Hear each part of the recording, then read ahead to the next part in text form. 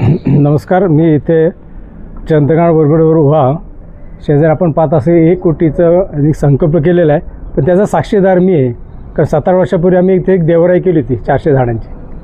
ती त्यांनी लावली, त्यावर तिथं थांबले नाहीत. आता त्यांनी 1 लाख रुपये लावून ती जगवलेली आणि पुन्हा 1 कोटीचा त्यांनी संकल्प केला. म्हणजे इतकी मोठी प्रेरणा त्यांनी देवराईतनं घेतलेली. मी आत्ता जाऊन आलो वरती. अनेक प्रकारच्या वनस्पती ते आनंदाने वाढत आहे. खरं म्हणजे खाली खडक आहे, पण ह्या झाडांचं देवराईचं वैशिष्ट्य असं असतं की ते त्यांच्या एकमेकाच्या सहवासामध्ये चांगले वाढतात आणि त्याच्यामुळे प्राणी, पक्षी, फुलपार, मधमाशा, किडेमागांच्या खाण्याची सोय होते. त्यांनी पाण्याची बी सोय केलेली. त्यामुळे ते खऱ्या अर्थाने देवराई उभी केलेली आहे. आणि ह्या ठिकाणी पाहिला की सगळा हा जो परिसर म्हणतो त्याच्यात पॉझिटिव्ह एनर्जी फार आलेली. का? ह्या सगळ्या देशी वनस्पती, जसं आपण म्हणतो देवराईमध्ये पॉझिटिव्ह एनर्जी, सकारात्मक ऊर्जा फार असते. का? तितक्या झाडांच्या सहवासाने ते वाढत असतात ते. म्हणून अशा देवराईमध्ये ऋषीमुनीने तपश्चर्या केल्यात आणि 100 वर्ष सहज जगतात. का? तर तिकडची शुद्ध हवा घेणार, तिकडचं पाणी पिणार, तिकडची फळं खाणार, तेथेच राहणार आणि 100 वर्ष सहज जगणार आहे. खरं म्हणजे माणसाला फार कमी खायला लागतं. तर जे काय थोडंफार खायला लागतं ते देवराईमध्ये मिळतं, वनराईमध्ये मिळतं, झाडात मिळतं आणि अशापर्यंत करू शकतो.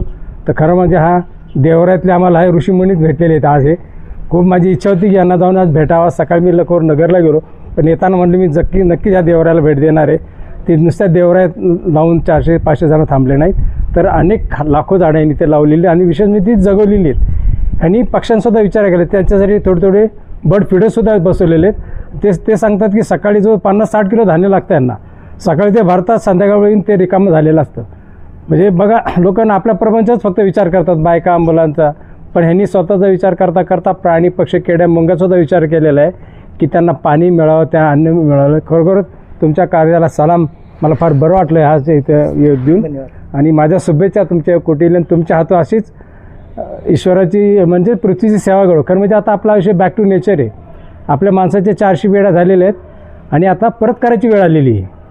तर एक तरी असा जन्म 400 पिढ्यामध्ये की त्यांनी ते जे काही 400 पिढ्यांनी निसर्गून घेतलं ते परत करायचे. खरंच ह्यांच्या ह्या पिढ्यांमध्ये हे एकतरी जन्मलेले आहेत की ते 400 पिढ्यांना आता मोक्ष देणार आहेत. आपण म्हणतो ना की ज्याचं घेतलं त्याला परत केलं पाहिजे. 400 पिढ्यांना मोक्ष देणार आणि पुढच्या 400 पिढ्यांना काय पाहिजे? शुद्ध हवा, शुद्ध अन्न, शुद्ध पाणी. हे फक्त झाडं देणार आहेत, बाकी कोणी देऊ शकत नाही. बँक डिपॉझिट देऊ शकत नाही, करून टाकून दिलेलं आहे. तर खऱ्या अर्थाने तुम्ही 400 पिढ्यांना मोक्ष दिला आहे आणि पुढच्या 400 पिढ्यांची सोय केलेली. एका झाडाची किंमत 1,06,00,000 असते, त्याची इकॉलॉजिकल व्हॅल्यू. कारण म्हणजे कोट्यवधीचे मालक आहेत, स्वतः आहेत आणि निसर्गाला समृद्ध करून ठेवलेले. धन्यवाद.